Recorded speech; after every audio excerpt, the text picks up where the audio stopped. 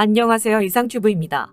인도 국방부는 한국에 제한만 남아있는 차기 잠수함 도입 프로젝트의 요건 변경을 승인하고 새롭게 변경된 인도의 차기 잠수함 프로젝트에는 독일의 티센크루프와 스페인 나반티아 및 대우조선해양이 입찰에 응할 것으로 알려졌습니다.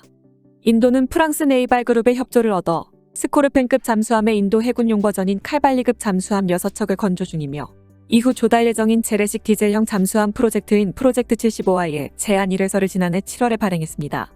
프랑스와 협력으로 건조 중인 칼바리급 잠수함은 프랑스가 개발한 AIP 기관인 메스마 AIP를 탑재하지 않고 인도가 프랑스의 협력을 얻어 개발 중인 인도산 AIP 기관을 나중에 탑재할 예정이지만 탑재 시기는 빨라야 2023년 이후가 될 것으로 예상됩니다.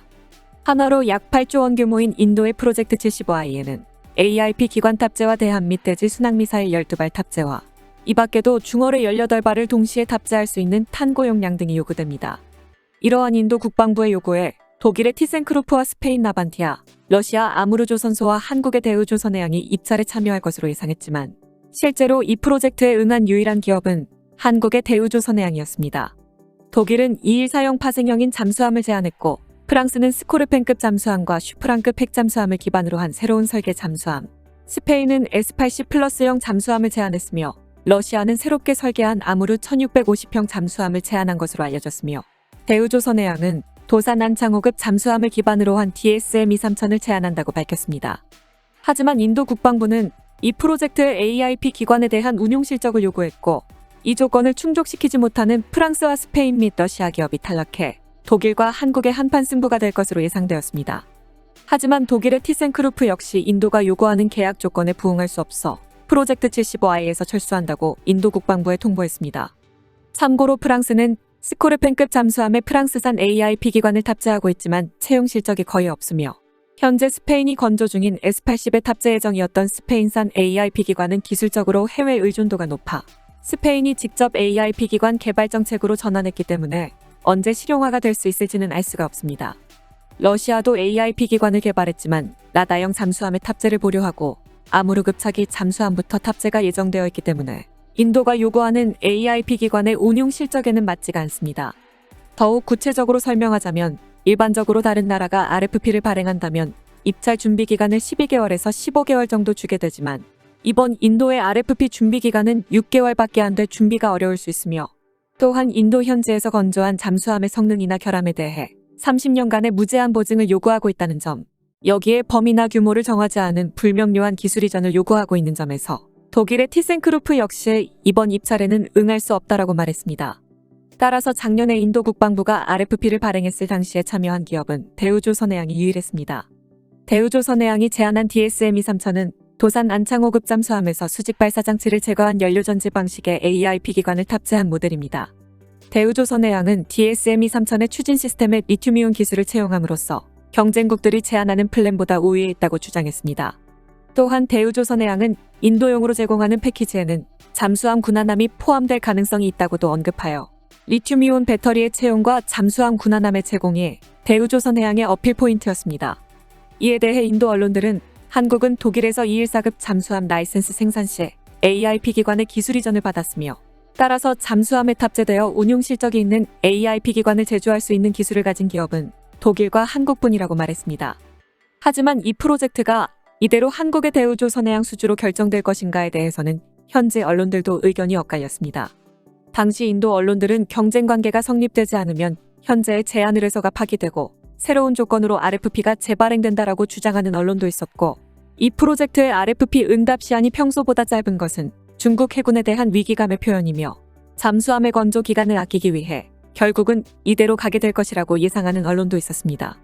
따라서 인도 국방부가 차세대 잠수함 도입 프로젝트를 그대로 진행할지와 아니면 요구 요건을 수정하여 입찰을 다시 진행할지가 주목을 받았으나 최근 인도 국방부는 이 프로젝트의 요건 변경을 승인했다고 인도 언론들이 보도하고 있어 결국 인도 국방부는 차기 잠수함 도입 프로젝트의 요건을 완화한 것으로 보입니다.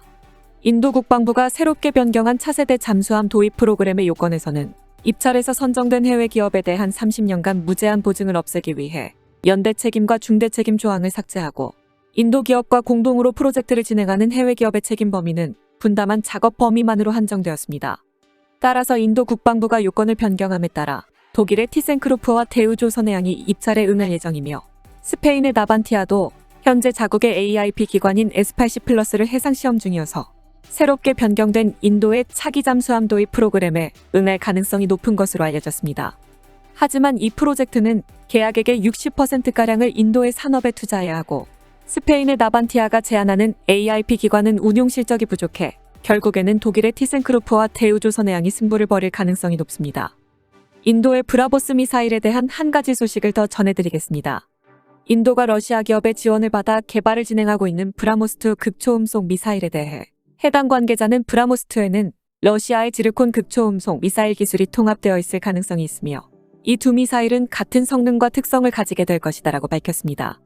푸틴 대통령이 연내 배치를 발표한 지르콘 함대함 미사일은 고체 연료 부스터로 극초음속 영역까지 가속할 수 있으며 이후 스크램제트의 점화의 최대 속도는 마하 8에서 9이며 일반 순항 속도는 마하 5에서 6까지 순항할 수 있습니다.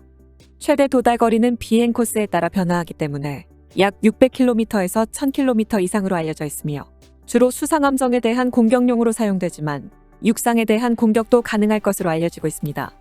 이에 대해 서방의 군사 분석가들은 지르콘을 세계에서 가장 비상식적인 무기라고 부르고 있는데 그 이유는 지르콘의 크기와 관련이 있습니다.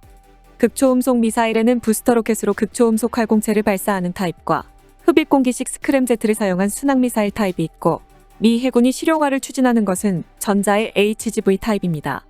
하지만 부스터 로켓으로 극초음속 활공체를 발사하는 타입은 크기가 크기 때문에 미국의 마크 41VLS와 미 핵잠수함에 탑재되어 있는 수중 발사형 토마호크 발사장치에는 들어가지 않아 함정을 개조해야 합니다. 하지만 러시아가 개발한 지르콘은 흡입 공기식 스크램제트를 사용한 순항미사일이어서 크기가 작아 기존 수직 발사장치에서도 운용이 가능합니다.